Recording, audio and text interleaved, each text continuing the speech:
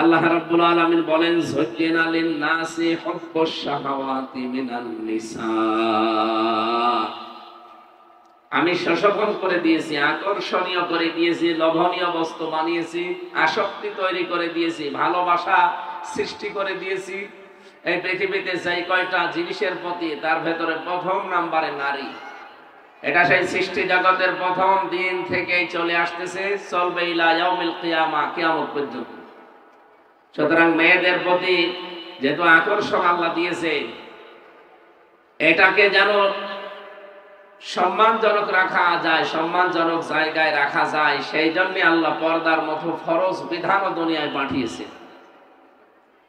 আজ যারা এই পর্দার মতো ফরজ বিধান মানতে চায় না, এই মানুষগুলো এখন পৃথিবীতে, বিশেষ করে বাংলাদেশে, এরা নারী জাতিকে ভয় দেখাতে চায় যে ইসলাম এ দেশে যদি আসে তাহলে তোমাদেরকে ঘরের ভেতরে বন্দী করে রাখবে, কণ্ঠাসা করে রাখবে, এরকম বিভিন্ন কথা তারা বলতে চায়। আপনাদের জ্ঞাতার্থে বলছি, বাংলাদেশ জামাত ইসলামীর শ্রদ্ধাভাজন আমিরে জামাত ডক্টর শফিকুর রহমান হাফিজাহুল্লাহ, উনি অলরেডি ঘোষণা দিয়েছেন এদেশে যদি ইসলাম আসে সবচাইতে বেশি সম্মান এবং নিরাপদের সাথে থাকবে মেয়েরা। আল্লাহ যেন সেই সুযোগ আমাদেরকে চর্মচোখে দেখার তৌফিক দান করেন। সম্মানিত মা বোনেরা, 53 বছর পার হয়ে গেল, বহু কিছুই তো আমরা দেখেছি এবং সামনে দেখতে পাচ্ছি। এ দেশটা বিভিন্ন মানুষের হাতে তুলে দেওয়ার মাধ্যমে আমরা দেখেছিলাম যে মেয়েদের যে সম্মান মর্যাদা তারা কাঙ্ক্ষিত মানের দিতে পারে নাই। সামনে আমরা যদি চেষ্টা সাধনা করে ইসলামের হাতে তুলে দিতে পারি, একটু দেখতে চাই যে আসলে ইসলাম আমাদের কি দেয় এবং কি দিতে পারে। বিশ্বনবী মুহাম্মদুর রাসূলুল্লাহ সাল্লাল্লাহু আলাইহি ওয়াসাল্লাম মেয়েদেরকে একেবারে চাকরানী থেকে তিনি রাজরানী বানিয়ে দিয়েছেন। যে জামানায় কন্যা সন্তান হলে আছাড় দিয়ে মেরে ফেলতো, জীবন্ত অবস্থায় কবর দিয়ে দিত, মাটির নিচে পুঁতে রাখতো, সেই জামানায় নবীজি এমন ঘোষণা দিলেন যে তার 3টা মেয়ে আছে, আল্লাহ তাকে 3টা জান্নাতের সুসংবাদ দিয়েছেন। সুবহানাল্লাহ। যার 3টা ছেলে আছে তাকে 3টা জান্নাতের সুসংবাদ, এমন কথা নবীজি বলেন নাই।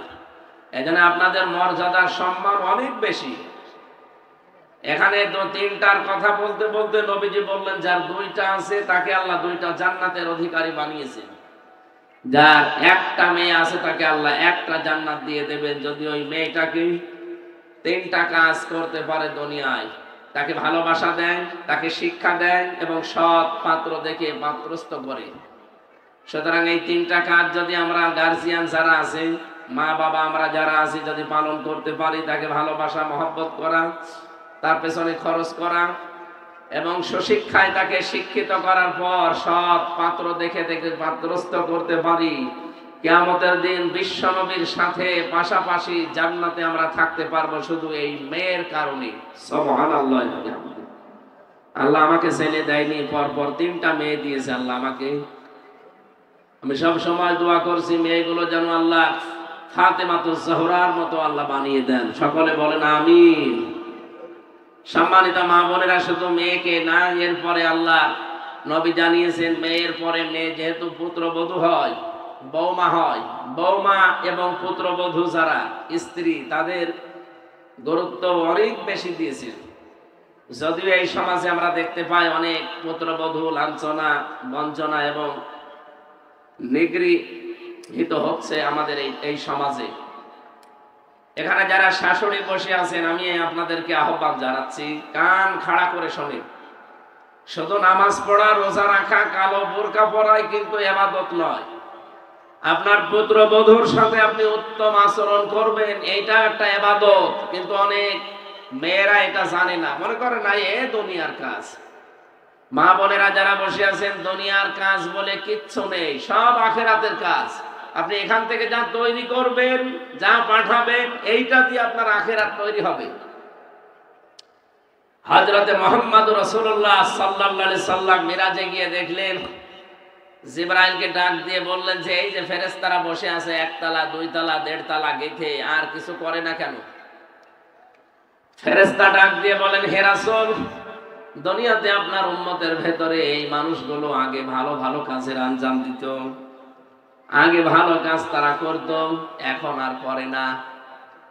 আগে যখন সুবহানাল্লাহ, আলহামদুলিল্লাহ, আল্লাহু আকবার, লা ইলাহা ইল্লাল্লাহ, মানুষের সাথে হাসি মুখে কথা বলা এটাও ইবাদত।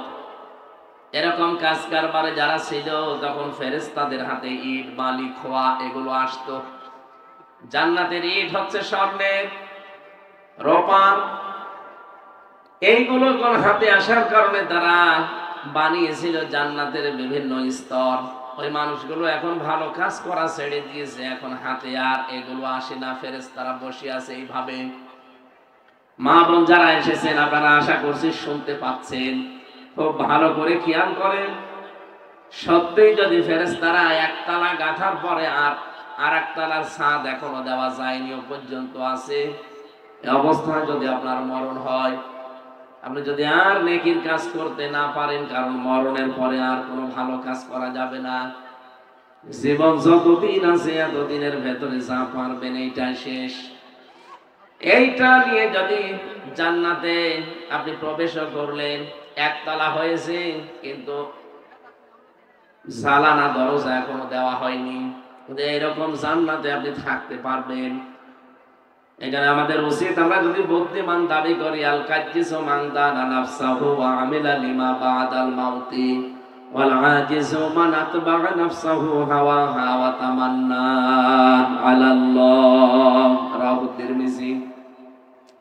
বিশ্বনবী জানিয়েছেন বুদ্ধিমান নারী পুরুষ তো ওইটা যে আখিরাতের জন্য কাজ করে আর আল্লাহর উপরে ভরসা করে।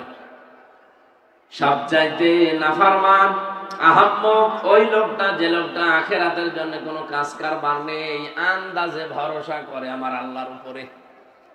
এই জন্য আমাদের উচিত হবে আমরা কাজকর্ম জান্নাতের জন্য করার পরে ভরসা করব আল্লাহর প্রতি।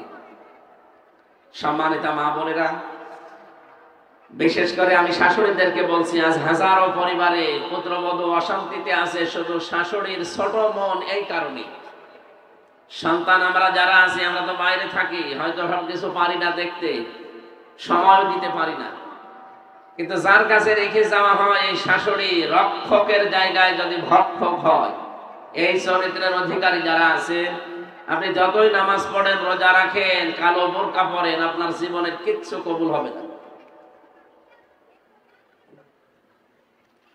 পাখা থাকলে তো কিছু বাতাস দিতেন,